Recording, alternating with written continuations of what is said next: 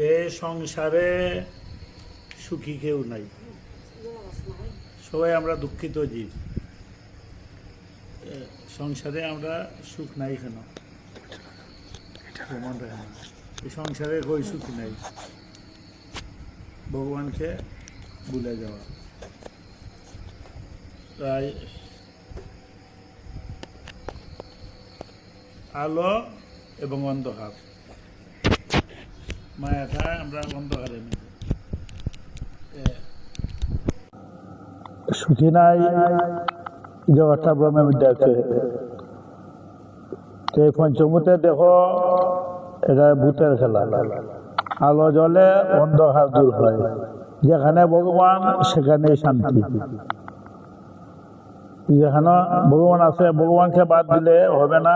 তাই যথার্থ ধর্ম বুধ পাপ আর আনন্দ একত্র বাস করতে পারে না। ধর্ম আইলে শান্তি পায় না। ধর্মে আমরাকে রক্ষা করে, ধর্মকে আড়াইলে আমাদের শান্তি নাই। আমরা ভগবানকে ভুলে গেলাম। ভগবানের নামের সঙ্গে অন্তরে যোগ দিতে হবে। এইটা আমরা নাম করি, তাই ভগবানের নামের সঙ্গে অন্তরে যোগ দিতে হবে। তারা আবার দুঃখ কি? আমরা ভগবান দিতে মেজা আছেন, তবে আমাদের এত দুঃখ কেন? আত্মার সম্পর্ক কখন হবে? আমরা ভগবানের সাথে সম্পর্কটা কখন হবে? যখন খাম যাবে। খাম থাকতে আত্মার সম্পর্ক হবে না। খাম পেলে প্রেম হবে। খাম যখন যাইবে তখন খাম গেলে প্রেম হবে। খাম যেখানে আছে প্রেম নাই, আর প্রেম যেখানে আছে খাম নাই। তখন আমরা ধর্ম বলতে কি বুঝি? ধর্ম বলতে বুঝি না বেশভূষা প্রবৃত্তি ধর্ম নেই, যে বেশ নিলে দিয়ে কেমন ধর্ম নেয়। সত্য কথা বলতে হবে। ফল ফাঁকলে তার নরম হয়, আলু সিদ্ধ হইলে তার শক্ত থাকে না, নরম হয়। তাই সুচিতা রক্ষা না হইলে মন অন্তর্মুখী হয় না। আমাদের ধর্ম করতে হবে সদাচার, সুচিতা শুদ্ধভাবে থাকতে হবে। তাই সদাচার থাকতে হবে। আর ধৈর্য ধরে থাকলে বিপদ ধীরে ধীরেই কেটে যাবে। প্রথম আমাকে ধৈর্য ধরতে হবে। ধৈর্যের অভাবে আসে আমাদের অশান্তি, ধৈর্যের অভাবে আসে আমরা অশান্তি। ধৈর্য ধরতে হবে। তাই আমরা আহার দোষে মনের সমস্ত বিচার মন বিচলিত চঞ্চল হয়। আহার দোষে মনটা, সমস্ত আহারের যে বিকার, এই মন চঞ্চল হয়। আহার যত সাত্বিক হবে, যত সদাচারে হবে, ততই মন নির্মল সুস্থির হবে, যত শুদ্ধভাবে থাকবে। তাই আমরা সংযম করি বেগুনের স্টেজে, কর্তব্য আহারে শুদ্ধে আনতে হবে। আর সুচারুরূপে নিজের কর্তব্য করবে, তারপরে ক্রমে ক্রমে চিত্ত শুদ্ধ হবে। আপনার থেকেই ভগবানের নামে রুচি হবে। যখন চিত্তটা শুদ্ধ হবে, আপনার থেকেই রুচি হবে।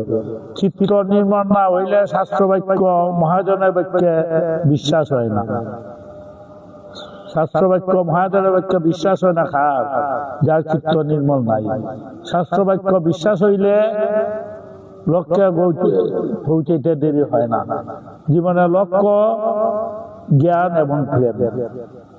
জ্ঞানের আলো মানুষ সব দুঃখ, ভয়, সুখের চলনা অন্ধকারে অতিক্রম করে।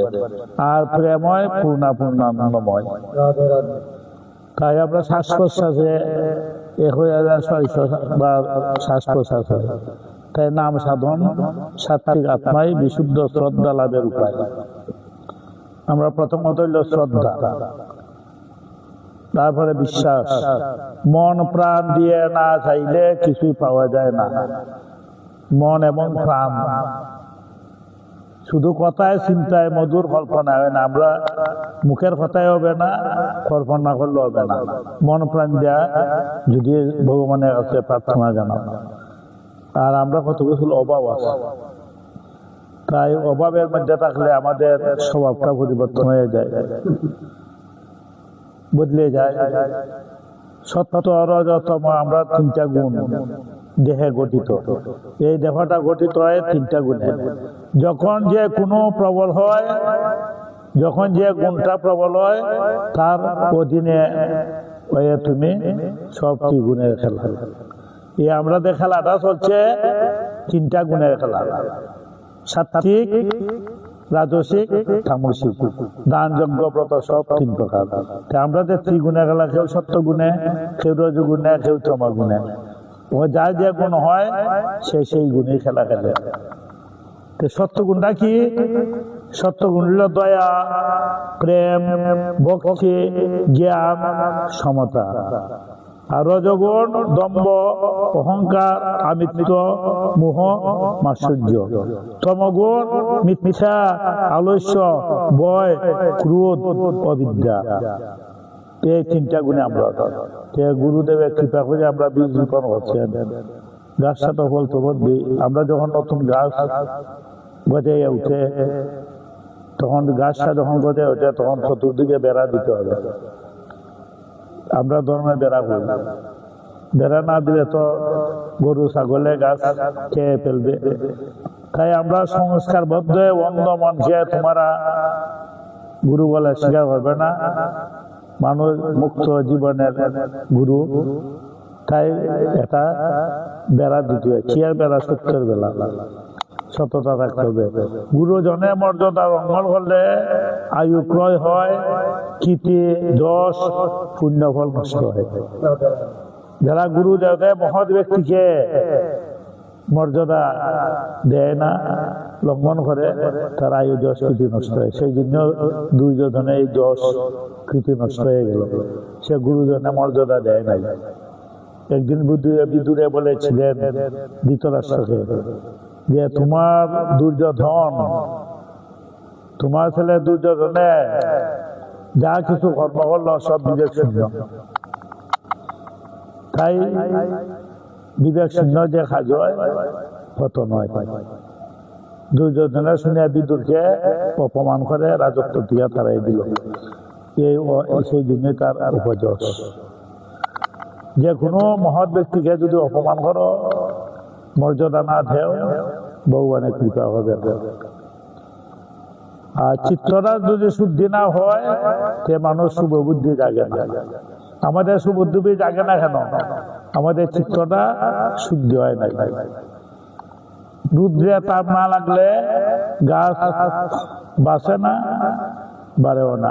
তাই নিয়ম জীবনের বেলায় সত্য তাপ থাকতে হবে, জীবন গঠন করতে হবে, সত্য, সদাচার এগুলি থাকতে হবে। আমরা সবাই সংসারে খেতে হয়, দিতে হয় না। সবাই আমরা ভগবানের কাছে প্রার্থনা জানাই, প্রেয় এবং শ্রেয়, চাওয়া ভাবা। ইন্দ্রিয় ভোগের জন্য প্রার্থনা জানাই, চাওয়া ভাবা, দেখি দেখি, দ্বন্দ্ব, মান দাও, যশ দেও, এগুলি।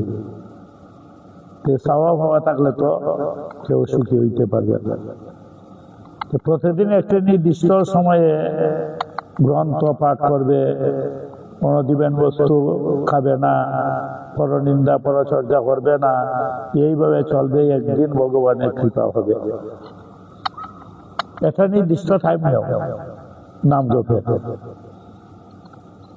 অনিবেদন বস্তু গ্রহণ করবে না, পরনিন্দা পরচর্চা করবে না। এইভাবে চললে একদিন না একদিন ভগবানের কৃপা লাভ হবে। অন্যকে এই রিপুকে সহজে বশীভূত করা যায় না পরচর্চা করে। আমরা জিহ্বার লালসা সহজে বশীভূত হয় না। তোমার মধ্যে ভগবান অনেক মহৎ গুণ দিয়েছেন, কিন্তু জিহ্বাকে যদি বশীভূত করতে না পারো, তাহলে বশীভূত না হইলে সাধন ভজনে বিঘ্ন ঘটে। তাই জিহ্বাকে জয় করতে হবে। জিহ্বার লালসা উঠে দিয়ে যায়। জিহ্বাকে যারা জয় করছে এরা দেবতুল্য। তাই আমরা এখন বিশ্বাস ধর্মের মূল বিন্দু।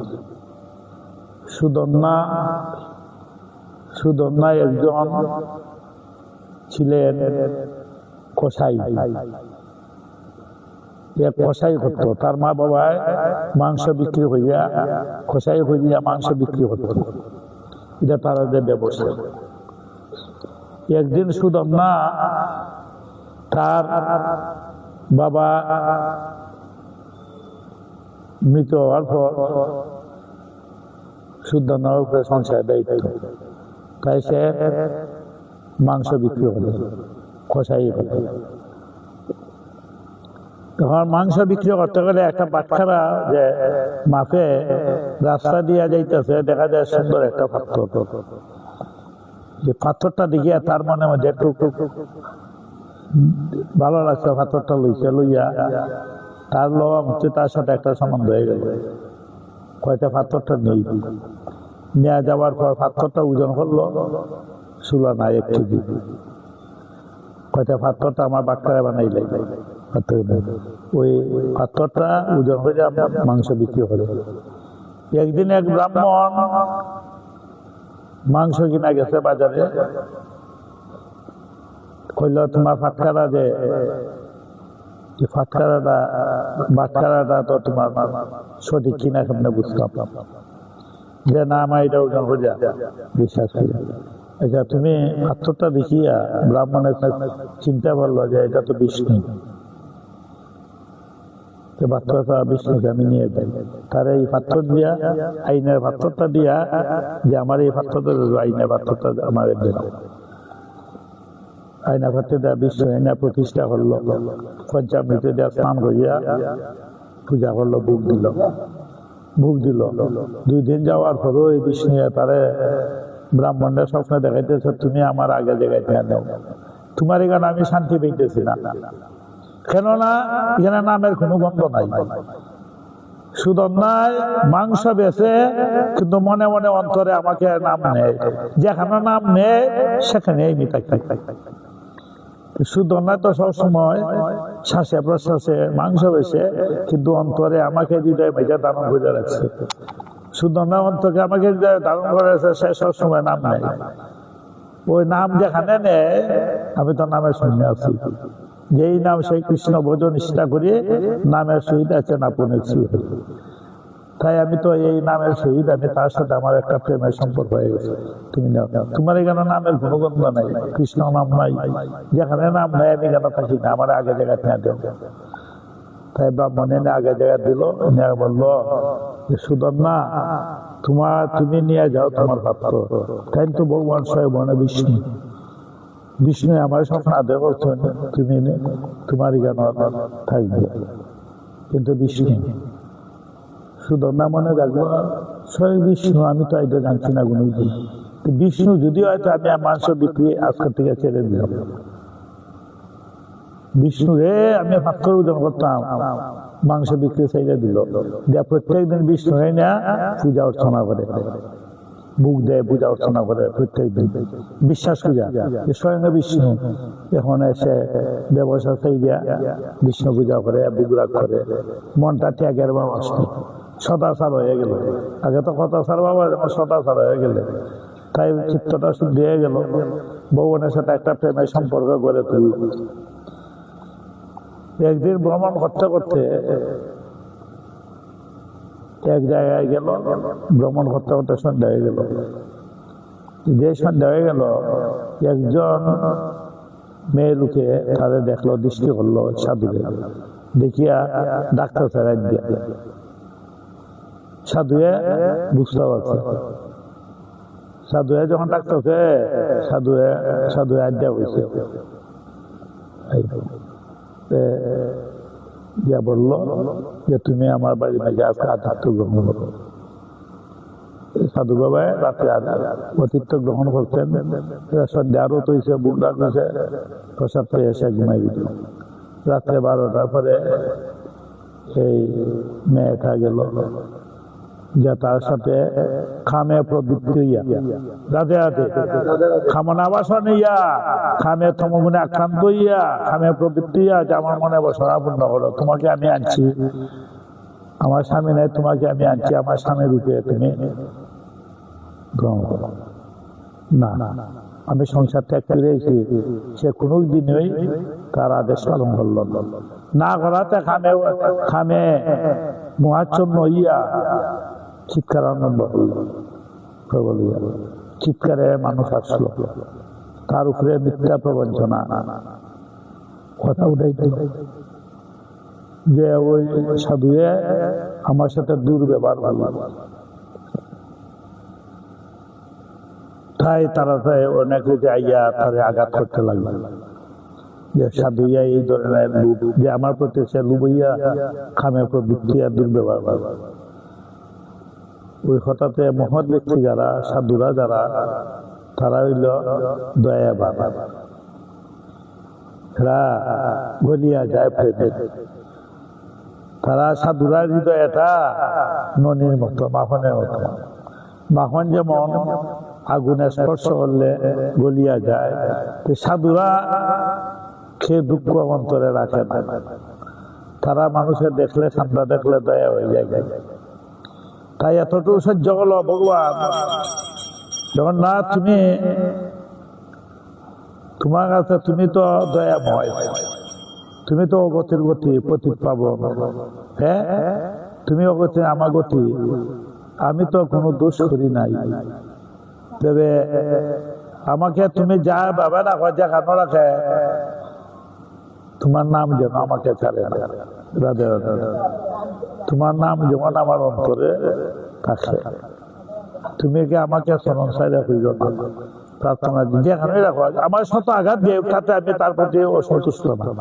তারা আমাকে উচিত শাস্তি দেখ, যত শাস্তি দেখ আমি তাদের প্রতি অসন্তুষ্ট না, কিন্তু তুমি জানো আমাকে বঞ্চিত হইল না, যেখানে রাখো জগন্নাথ আদ্যা বঞ্চিত হল, প্রার্থনা জানাইছি। যত আঘাত দিল সব জগন্নাথে গায়ে লাগে। রাধে রাধে। তারে যে প্রাণে বধ করত, তাই ভগবানের কৃপা হইল যে না না, সাধুরা প্রাণে মাইল না, আদ্যা যেমন রাখছিল তার আত্মারে কাটিয়ে দেও, দুইটা হাত কাটিয়া তাকে ছেড়ে দেবে। দুই হাত কাটিয়ে দিলে হাত কাটাতে সে বড় আনন্দ। প্রভু তুমি, তোমার যেমন দুইটি হাত নাই, তোমার মতো আমাকে সাজাই দিলে, তুমি যেভাবে আছো আমাকে সেইভাবে তোমাকে আমি যা দর্শন করি।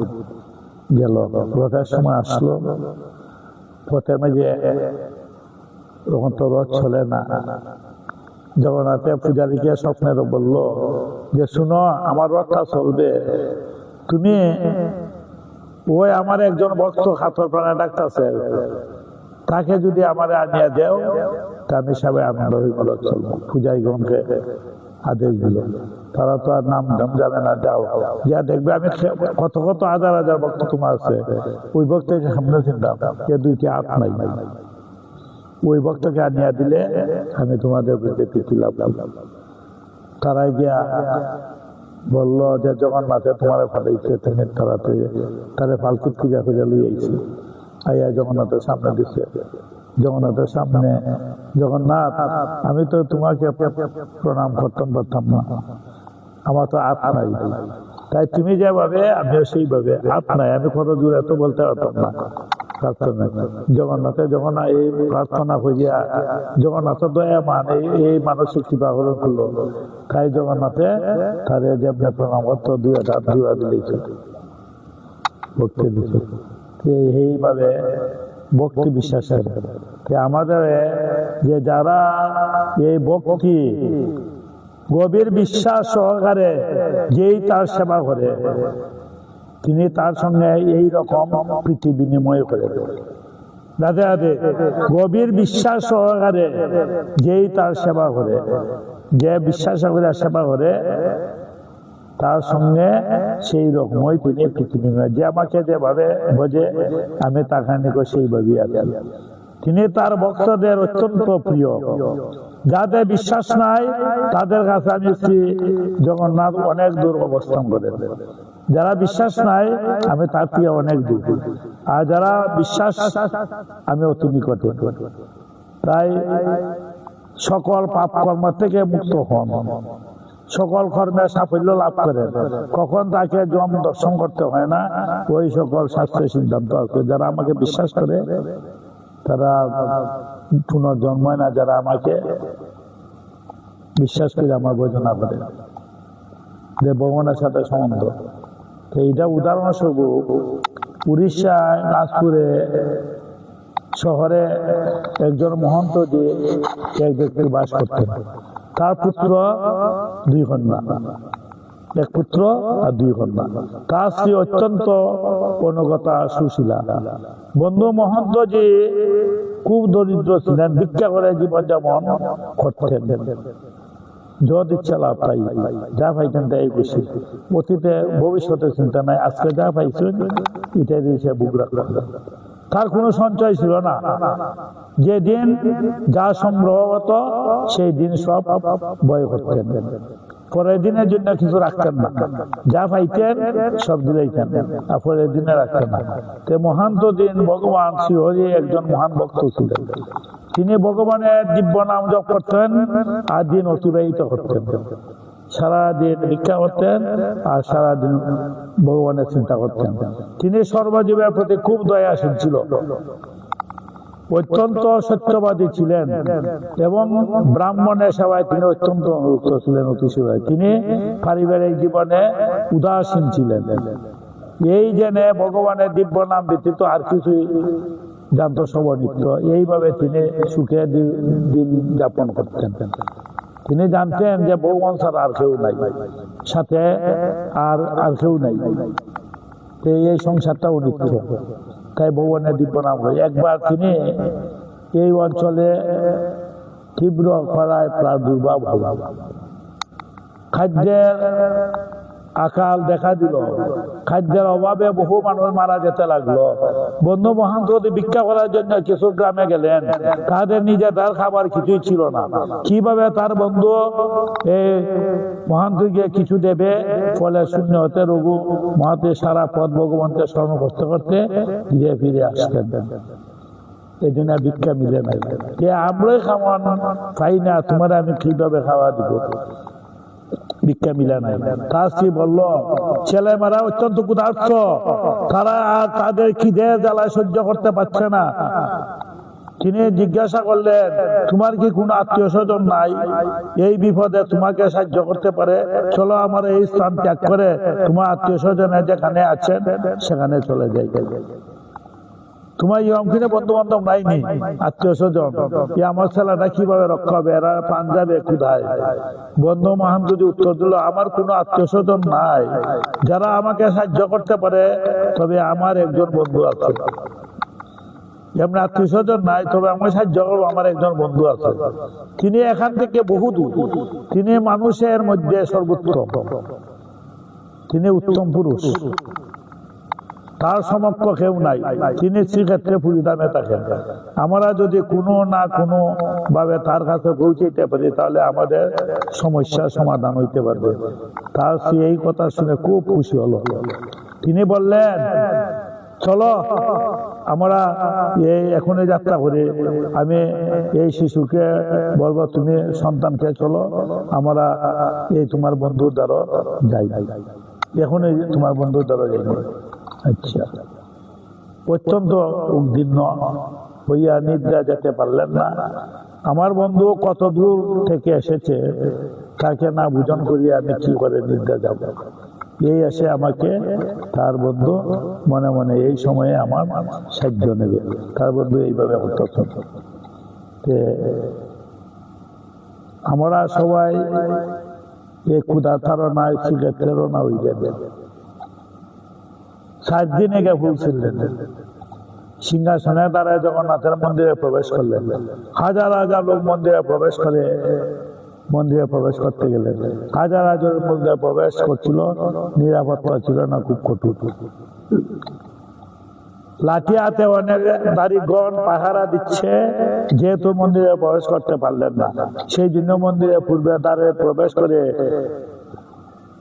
প্রতিপক্ষ পাবন দর্শন করবে। যারা এই মন্দিরে প্রবেশ করতে পারবে না তারা এই বিগ্রহ দর্শন করতে পারবে। তাই মহেন্দ্রজির দক্ষিণ দরজার দিকে 4টা দরজা আছে। দক্ষিণ দ্বারের পেজার একটা নালা আছে, সেখানে এই মার যায় প্রসাদ দিতে ভাই দেয়, অন্যতে মার জড়ায়, এই মার ঘুরি যায়।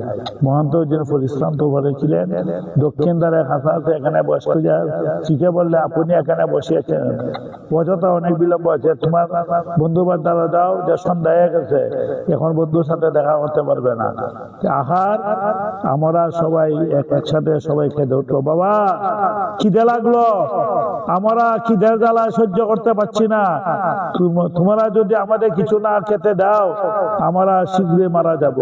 তিনটা ছেলে কাঁদতেছে, এখনই প্রাণ যাবে, তাড়াতাড়ি খাওয়া দাও বাবা।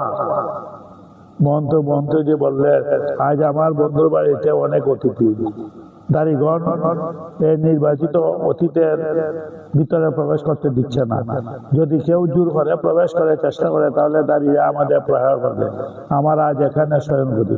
আমরা জগন্নাথের রন্ধনশালায় এসে অন্যের মার পান করতে পারি, রাইতে খাটাই পারি, ওর মার বুল খাইয়া রাখ পাঠাই। আগামীকাল সকালে বন্ধুর সাথে দেখা করলাম। আমার বন্ধু অত্যন্ত দয়াশীল, তার স্ত্রী অত্যন্ত প্রস্তাব সম্মত হলেন। এই ভাঙ্গা মাটির পাত্র সংগ্রহ করলেন, অন্যের মার মিশ্রিত জল পান করলেন, এইভাবে ক্ষুধায় দমন করতে তারা কিছুটা শান্তি হইল। সকালে পথশ্রম অত্যন্ত ক্লান্ত হইয়া মহন্তজি শ্রীপুত্রেরা বিলম্বে ঘুমিয়ে পড়লেন। 7 দিনে হাঁটিয়া পরিশ্রাম তো, আর কিছুটা সেবা করতে পরিশ্রাম দিয়ে ঘুমিয়ে পড়লেন।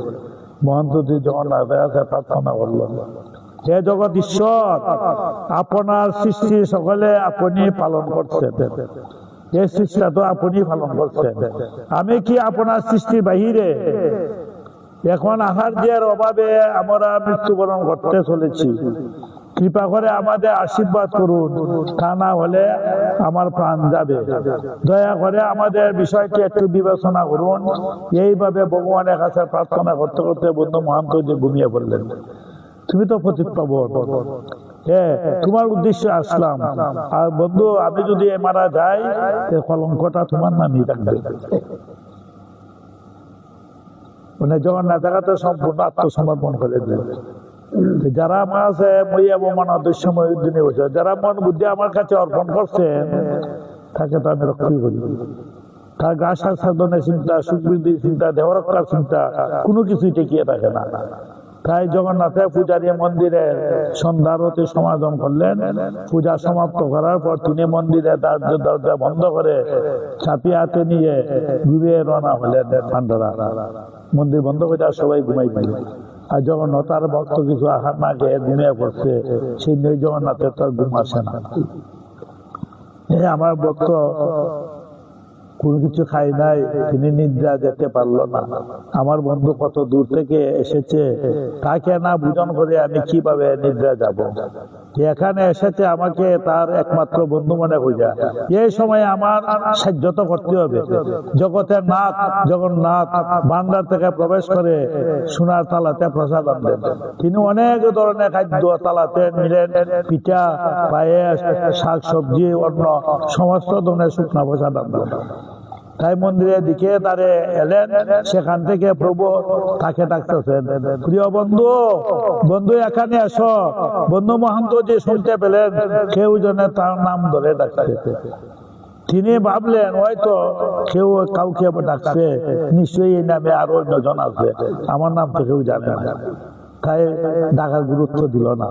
আমাকে কেউ চেনে না, আমাকে আমার নাম ধরে ডাকলো, এইরূপ চিন্তা করে তিনি উত্তর দিলেন না। তখন ভগবান পুনর্বার, ওয়ে রাজপুরের বন্ধু মহান্তজি, তুমি শুনো, তুমি আমার পরিবারে নিয়ে পূজা, তুমি তোমার পরিবারকে নিয়ে নালার কাছে রয়েছো, আমি তোমার জন্য খাবার এনেছি। এই কথা শুনে বন্ধু মহান্ত গেলেন, দেখলেন একজন ব্রাহ্মণ থালায় ভর্তি করিয়া বিভিন্ন ধরনের উপাদায় খাদ্য নিয়ে দাঁড়িয়ে আছে। বৃদ্ধ ব্রাহ্মণের রূপ ধারণ ভগবান বন্ধুকে বললেন। বৃদ্ধ ব্রাহ্মণের বেশ দুইটা যখন আসলেন, বললেন দয়া করে এই খাবার নিয়ে তোমরা অভুক্ত পরিবারকে ভোজন করাও, আগামী সকালে আমি তোমার জন্য সবকিছু ব্যবস্থা করব। এই কথা বলে ভগবান বন্ধুকে প্রসাদ দিয়ে প্রস্থান করলেন। বন্ধু মহান্ত খুশি হলে, তুমি কোনো চিন্তা করে না, তোমার সমস্ত ব্যবস্থা করে আমি। তিনি আনন্দে খুশি মনে প্রসাদ পাইয়া পরিবারখানে জাগাইয়া সকালে মহা সুখে সেই সুস্বাদ গ্রহণ করলেন। তারপর পরিস্থিতি মন্দিরে ঘুমিয়ে পড়লেন। পাত্রটি ধুয়ে নিয়ে মহন্তজি দক্ষিণ দ্বারে গেলেন ফেরত দেওয়ার জন্য, কিন্তু বিষয়ে দেখলেন কেউ স্থির না হলে আগামীকাল সকালে পাত্রটি ফেরত দেবে। গিয়ে দেখে পূজারি নাই। সে পাত্রটা ধুইয়া রেখে দিছে, আগামীকাল দিব। পরের দিন শ্রী জগন্নাথে পূজারী মন্দিরে দ্বার খুললো। প্রত্যেকে তাহলে নিজ সেবা কার্য নিরত হলো। যখন তারা ভান্ডার ঘর খুললো, আবিষ্কার করলো যে জগন্নাথের সোনার তালটি সেখানে নাই। তালটি কোনোভাবে আগের দিন নিশ্চয়ই চুরি হয়ে গেছে। যে অতটা তাল আছে, একটা তাল নাই, সোনার তাল। এই তালটা গেল কোথায়? পূজারী উপরে চাপ দিল যে তুমি কালকে বুক দিছ না, বুক দিয়া তালা মারিয়া গেলা, তাল গেল কোথায়? পূজারীর মন্দিরে পরিচালকরা এই চুরি কথা জানাইলেন। তখন পুলিশ আসে পূজারীকে গ্রেপ্তার করলো। তারপরে তাদের প্রায়ার করতে শুরু করলো। এইভাবে সে ভান্ডার ঘর থেকে পূজারীর পরে স্বর্ণ তাল চুরি করা সম্ভব। সুতরাং তারা এই কাজ করছে, পূজারীরা চাপ দিল। ঘটাক্রমে লোক একজন ব্যক্তিগত পরিবার মন্দিরে দক্ষিণে দ্বারে পরিক্রমা করতেছে। সেখানে কাপড় ছড়ানো তালটি দেখলো। ওই এক ব্যক্তি দেখে ওই তালটা সেখানে বস্ত্রাগত করে ডাকিয়া স্বর্ণ তালটি সূর্য পরে জল জল করছে। তাল ডালে কাপড়টা রেখে দিছে, আর সূর্যের আলোয় জল জল করছে। তৎকাল লোক বন্ধু মহান্তজিকে পাকড়া করলো। তারা তাকে দড়ি দিয়ে বাঁধলো, ঘুম প্রয়ার করে এবং তার কাছে তালাটি কেড়ে দেন। বন্ধু মহান্তি তার চেষ্টা করলো কিভাবে মধ্যরাত্রে একজন ব্রাহ্মণ এসে তাদের ওই তালায় প্রসাদ দিলে গেছে। এই তালটা তুই কোথায় ফেলবে? তারা শুরু দিয়া তারা বান্ধা দুইটা নিল। আর বুঝলে যে রাত্রে আমাকে একজনের প্রসাদ দিচ্ছে। প্রসাদ বুঝনের পর তালটা আমি ফেরত নেওয়ার জন্য কুচ পাইলাম না, দইয়া আমি সেখানে খাবার দিয়ে দেখতে রেখে দিই।